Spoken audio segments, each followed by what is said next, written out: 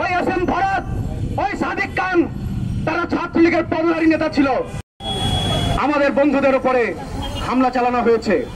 সে হামলা চালিয়েছে ৭১-এর পরাজিত শক্তি, গণহত্যাকারী সংগঠন এবং ৭১-এর পর থেকে যাদের সুদীর্ঘ সন্ত্রাসের ইতিহাস রয়েছে সেই সন্ত্রাসী সংগঠন ইসলামী ছাত্র শিবির। আরো একটি দাবিতে আজকে আমরা এখানে দাঁড়িয়েছি, সেটি হচ্ছে যুদ্ধাপরাধী জামাত নেতা এটিএম আজহারুলকে তার যুদ্ধাপরাধের দায় থেকে বেকসুর খালাস দেওয়া হয়েছে। কোন প্রক্রিয়ায় তাকে খালাস দেওয়া হয়েছে তা পরিষ্কার করা হয় নাই। না করে সরকারের যারা কর্তা ব্যক্তি রয়েছেন তারা এটিকে বিজয় হিসাবে, বিচার বিভাগের স্বাধীনতা হিসাবে বর্ণনা করছেন। তাকে বেকসুর খালাস দেওয়ার প্রতিবাদেও আজকে আমরা এখানে সমাবেশ করছি। সংগ্রামী বন্ধুগণ, ১৯৭১ বাংলাদেশের ভিত্তি, এই ভিত্তির উপর দাঁড়িয়ে বাংলাদেশ গঠিত হয়েছে। ৩০ লক্ষ শহীদ এবং ২ লক্ষ মা বোনের সংগ্রামের বিনিময়ে আমরা এই বাংলাদেশ পেয়েছি। সেই জনযুদ্ধে যারা গণবিরোধী অবস্থান নিয়েছে, যে গণবিরোধী অবস্থান নিয়ে যারা যুদ্ধাপরাধ গণহত্যা সংগঠিত করেছে বাংলাদেশে, তাদের বিচারে বাংলাদেশে করতে দেওয়া হয় নাই।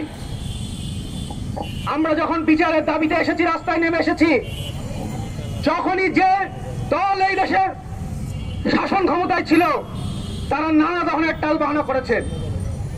আপনি সঞ্চালকের বক্তব্যে শুনেছেন যে ২০১৩ সালে যখন আমরা এই শাহবাগে দাঁড়িয়েছি, আমরা দাঁড়িয়েছিলাম সেই আওয়ামী লীগ পতিত স্বৈরাচার, তারা তখন জামাত ইসলামের সাথে এক ধরনের এই বিচার নিয়ে আতাত করছিল। সেই আতাতের বিরুদ্ধে আমরা সেই তখন শাহবাগে দাঁড়িয়েছিলাম। আমাদের আকাঙ্ক্ষা ছিল যারা আমাদের এই ভূখণ্ডে গণহত্যা সংগঠিত করেছে সেই গণহত্যার বিচার নিয়ে আমরা ঘরে ফিরে যাব। কিন্তু আওয়ামী লীগ তারপরেও নানা ধরনের ট্রাম্প কার্ড খেলেছে বিচারকে বাধাগ্রস্ত করবার জন্য। এটিএম আজহারুল, তাকে ২০১৪ সালে মৃত্যুদণ্ডের রায় দেওয়া হয়েছিল। তিনি আপিল করেছিলেন। আপিলের পরে ২০১৮ সালে আপিল বিভাগ তার মৃত্যুদণ্ডের রায় বহাল রেখেছিল। তারপর তো তার রায় কার্যকর হয়ে যাওয়ার কথা। কিন্তু আমরা দেখেছি এর পরবর্তী সময়ে তাকে বিশেষ আইনি সুবিধা দেওয়া হয়েছে, যেটি সেই ট্রাইব্যুনালের অধ্যাদেশে নেই। তিনি রিভিউ শুনানি করেছেন। সেই রিভিউ শুনানি অন্য কোন বিচারের সময় কিন্তু এই রিভিউ শুনানি আমরা হতে দেখি নাই। সেই রিভিউ শুনানি হয়ে পূর্বের যে রায়, সেই রায় থেকে ৩৬০ ডিগ্রি ঘুরে যে তাকে বেকসুর খালাস করে দেওয়া হলো। কোন প্রক্রিয়ায়, কিসের ভিত্তিতে তাকে বেকসুর খালাস দেওয়া হলো তা জনগণের সামনে পরিষ্কার করে বলা হলো না। অথচ যিনি আইন উপদেষ্টা, ক্ষণে ক্ষণে গিরগিটির মতো রং বদলান, তিনি এটিকে জনগণের বিজয় বলে অভিহিত করলেন। জনগণ তো রায় মেনে নেয় নাই, তাহলে এটি জনগণের বিজয় হলো কি করে? সেই রায়ের প্রতিবাদে তৎক্ষণাৎ আমরা এই ঢাকা বিশ্ববিদ্যালয়ে ছাত্র ইউনিয়ন এবং ছাত্র ফ্রন্টের পক্ষ থেকে বিক্ষোভ করেছি। আমাদের অপরাপর প্রগতিশীল বন্ধুরা তারা বিক্ষোভ করেছেন। সেই রাতে আমরা দেখেছি রাজশাহী বিশ্ববিদ্যালয়ে যখন আমাদের বন্ধুরা আজহারুলকে খালাসের প্রতিবাদে বিক্ষোভ করছেন, সেই সময়ে ইসলামী ছাত্র শিবির সেই রাজশাহী বিশ্ববিদ্যালয়ে এমন কোন ছাত্র সংগঠন নেই যার কর্মীর রক্ত ইসলামী ছাত্র শিবিরের হাতে নেই। যে ইসলামী ছাত্র শিবিরের হাত বিভিন্ন দলের বিভিন্ন ছাত্র সংগঠনের কর্মীর রক্ত রঞ্জিত, সেই ইসলামী ছাত্র শিবির পুনরায় তার যে স্বরূপ, সেই স্বরূপে তারা ফিরতে শুরু করেছেন। পরের দিন আমরা দেখলাম চট্টগ্রাম বিশ্ববিদ্যালয়ে আমাদের বন্ধুদের উপর ইসলামী ছাত্র শিবিরের নেতাকর্মীরা, তাদের সন্ত্রাসী ক্যাডাররা পুনরায় হামলা করলেন। অনেকে বলার চেষ্টা করেন ইসলামী ছাত্র শিবির নাকি গত 15 বছরের মজলুম সংগঠন হিসেবে ছিল। আমরা বলি ইসলামী ছাত্র শিবির কোন সময় মজলুম সংগঠন ছিল না। তারা গত 15 বছরেও ক্ষমতার ভাগিদার ছিল। ওই এস এম ভরত, ওই সাদিক খান, তারা ছাত্রলীগের পদধারী নেতা ছিল।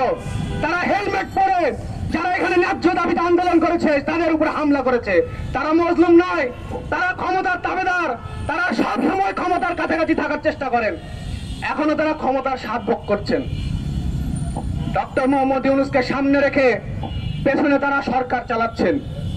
তারই ফলশ্রুতিতে এই এটিএম আজহারুলকে আজকে মুক্তি দেওয়া হলো। আপনারা রংপুরে যান, রংপুরে সেই সময়ের মানুষ যারা রয়েছেন তারা এক বাক্যে স্বীকার করবেন যে এটিএম আজহারুল একজন যুদ্ধ অপরাধী। 2024 ডিসেম্বর মাসে আওয়ামী লীগ তখন ক্ষমতায় নেই, সেই ডিসেম্বর মাসে বিডি নিউজে একটি প্রতিবেদন ছাপা হয়েছিল যে এটিএম আজহারুল যুদ্ধ অপরাধ, কি কি যুদ্ধ অপরাধ করেছেন, কোথায় কোথায় গণহত্যা সংগঠিত করেছেন, কতগুলো ধর্ষণ করেছেন। তারপরে একজন চিহ্নিত যুদ্ধ অপরাধীকে মুক্তি দিয়ে দেওয়া হয়েছে। এটিকে আমরা বলছি যে এই অন্তর্বর্তীকালীন সরকার এই যে যুদ্ধ অপরাধ এবং যুদ্ধ অপরাধীদের দল, সেই দলের পাওয়ার হিসেবে আজকে উদিত হয়েছেন।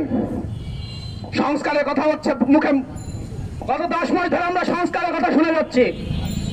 তো প্রথম সংস্কার হওয়ার কথা ছিল যারা এই ভূখণ্ডে গণহত্যা সংগঠিত করেছে তাদের রাজনৈতিক অধিকার কেড়ে নেওয়ার মধ্য দিয়ে। 1945 সালে দ্বিতীয় বিশ্বযুদ্ধ শেষ হওয়ার পরে হিটলারের নাৎসি বাহিনীর রাজনৈতিক অধিকার কেড়ে নেওয়া হয়েছিল। কিন্তু আজকে বাংলাদেশে 54 বছর পার হয়ে যাওয়ার পরেও আমাদের দুর্ভাগ্য বলতে হবে, সেই যুদ্ধ অপরাধীদের দল, সেই গণহত্যাকারী সংগঠন তারা আজও বুক ফুলিয়ে বাংলাদেশের রাজনীতি করে বেড়াচ্ছে। এটি যারা মুক্তিযুদ্ধের সপক্ষের শক্তি, যারা মুক্তিকামী জনগণ, তাদের জন্য লজ্জার।